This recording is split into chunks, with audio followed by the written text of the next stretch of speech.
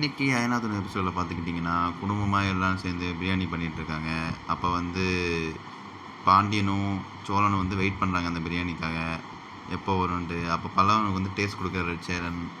Taste பண்ணி பார்த்துட்டு, "நல்லா இருக்குண்ணே, நீ போய் போடுண்ணே" அப்படின்னு சொல்லும்போது, நிலா வந்து, "நீ போய் குளிச்சுட்டு வா" அப்படின்னு சொல்லிட்டு இது பண்ணுறாங்க.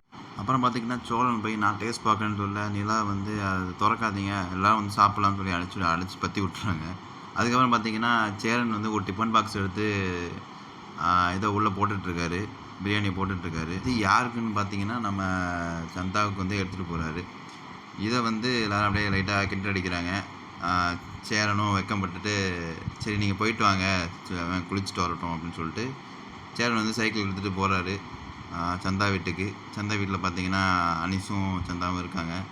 இந்தாங்க அப்படின்னு சொல்லிட்டு பிரியாணி கொடுத்து, "சரி நான் போகிறேன்" அப்படின்றாங்க. "இல்லை நீங்கள் இருந்துட்டு கொஞ்சம் சாப்பிட்டு போங்க" அப்படின்னு சொல்லிட்டு சந்தா ஊட்டிலாம் விட்றா.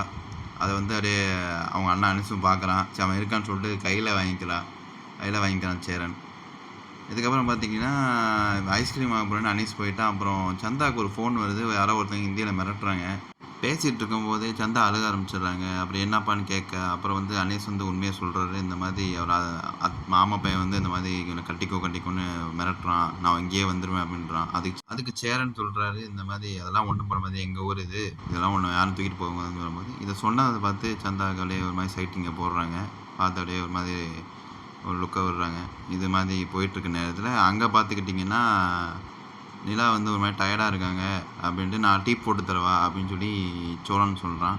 அப்புறம் பாண்டியன் நான் போகிறேன்னு சொல்லி போட்டுட்டு இருக்கும்போது ஒரு மாதிரி டான்ஸ் ஆடிக்கிட்டே பாண்டியன் இது போல் நிலாவும் சோழனும் பார்த்து ஒரு மாதிரி, "என்னங்க இப்படிலாம் டான்ஸ் ஆடுறேன்" அப்படின்னு சொல்லி 2 பேரும் பார்த்து சிரிச்சுக்கிறாங்க. அப்படிங்கும்போது திரும்பி பாரான். அப்புறம் 2 பேரும் முட்டிக்கிறாங்க. அப்புறம் இங்கே இப்படிலாம் நடந்துட்டு இருக்கும்போது பார்த்தீங்கன்னா, பல்லவன் மட்டும் சோகமாக இருக்கான். வெளியே பார்த்தீங்கன்னா, நடேசன் பாட்டு சவுண்டு ரேடியோவில் பாட்டு கேட்டுட்ருக்காரு. வந்து, "என்ன உனக்கு பாட்டு வேண்டியது இருக்குது, ஆஃப் பண்ணி" அப்படிங்கும்போது, "என் வீடு நான் அப்படி தான் கேட்பேன்னும்போது" ரேடியோவை தூக்கி போட்டு உடச்சி போடுறான் பல்லவன்.